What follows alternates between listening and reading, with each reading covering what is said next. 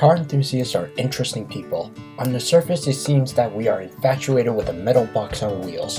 To us, that metal box on wheels is our special hobby that is an extension of our identity and drives our passion. But with this passion, there are some weird habits that we develop from our experiences. Here are a few to list out. Number 1. Seeing cool cars that no one else recognizes. If you are a car enthusiast, you probably have seen or read a ton about cars from video games, movies, magazines, car meets, and all sorts of exposure and experiences. It's always exciting to see a cool car that you're interested in, even though your friends think you're weird because they don't notice. Whoa, look at that. Did you see that new C8 Corvette? What? That car? I thought it was a Ferrari. Bruh, really? Number 2, losing that 10mm socket. If you have worked on cars before, then accidentally dropping or losing tools is something that happens all the time, especially the 10mm socket. The 10mm socket is one of the most popular socket sizes on a car, so therefore, it is the size that is most frequently used and lost. The most ironic part is that when you are missing that socket size, it is right in front of your face the whole time. It's like as if it is playing a game of hide and seek, but without the hiding, and you're still struggling to seek it. Aw man, lost that 10mm. Now where the heck is it?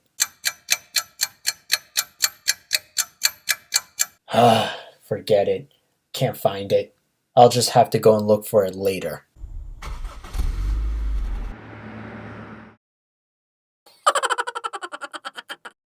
Number 3. Checking that your car is locked after parking. Generally speaking, people do tend to forget to lock up their cars. They just casually check behind and see the button on the fob. As car enthusiasts, your car is your baby, so you are about 10 times more paranoid about whether your car is locked. You might find yourself spamming the fob button 100 times, hearing the car beeping that it is indeed locked. You probably pulled on the driver's side door multiple times to check, even after using the fob to lock the car. Hey, stupid, you already locked me. Stop yanking on my handle. Heck, you might even be so paranoid that you have other anti-theft systems on your car, like a steering wheel lock, hidden switches to disable your car from starting, or a manual transmission if you live here in the United States. Ah, shoot, I can't steal this. Gotta call this off. Speaking of manual transmissions, number 4, shaking the gear stick of a manual car.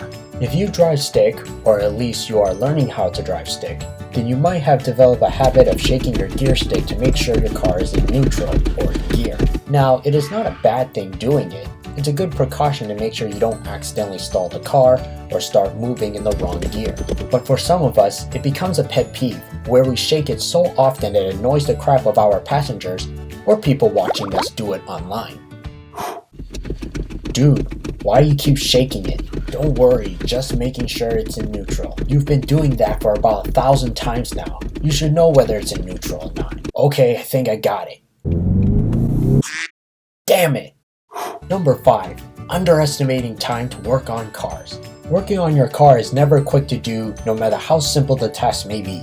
There's always something that is going on to impede on your progress, making the job a lot harder or take longer than expected. It could be that you are trying to bolt on a part that you got on eBay, spent 5 hours trying to get it on, only to later find out that you got the wrong part. Even if it is the correct car, it's still not a perfect fitment due to the part being made by a cheap third party, with your only reasoning of buying it being the price.